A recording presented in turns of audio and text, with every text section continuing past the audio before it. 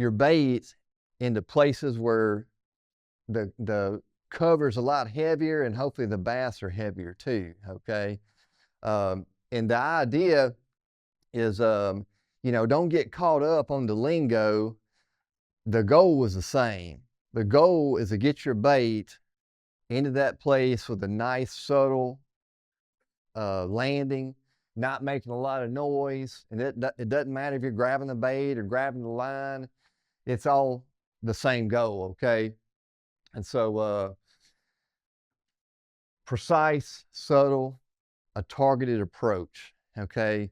It really irks me when I go to a little youth fishing camp, high school gym meeting, and they got them, standing on a chair with a bucket out there, and that bucket is just, it's like this table. It's turned right side up, the hole's toward the sky, and them kids are like, oh, kapunk. It's like a carnival game. I'm like, hey, you got to turn that bucket on its side, because that bait needs to be moving parallel to the water and go into that bucket, right? So same thing out in the real world, it's precise, it's targeted, it's subtle. The key is your bait can't just like parachute out of the sky, right?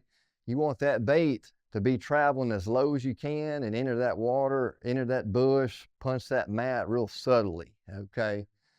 And so whenever you see somebody flipping into a 5-gallon bucket upright, just go kick it over for them. They'll thank you later, all right? So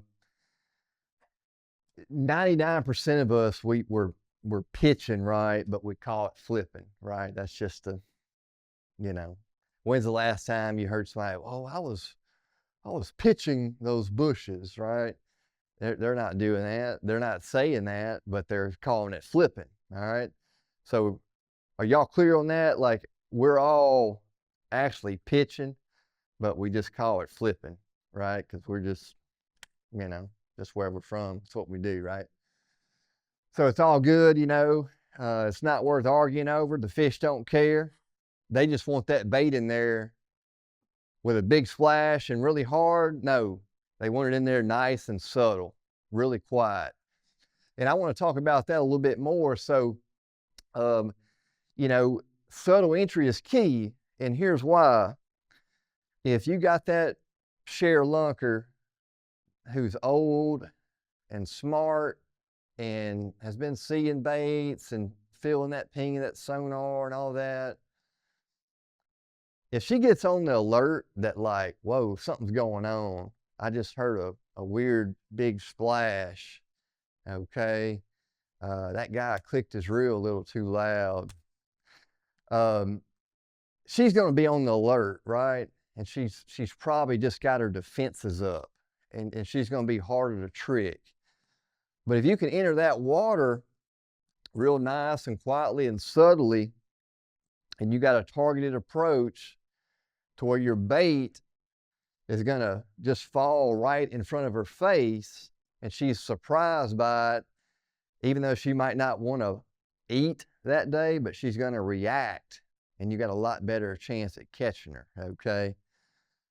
So when you're pitching, I can't stress to you enough that subtle entry, okay? If you can't get in there real subtly and quietly, you're kind of just spinning your wheels. I'm not saying you're not going to catch a rat here or there, but if we're really wanting to catch the heavier bass, man, you got to get in there quietly, okay?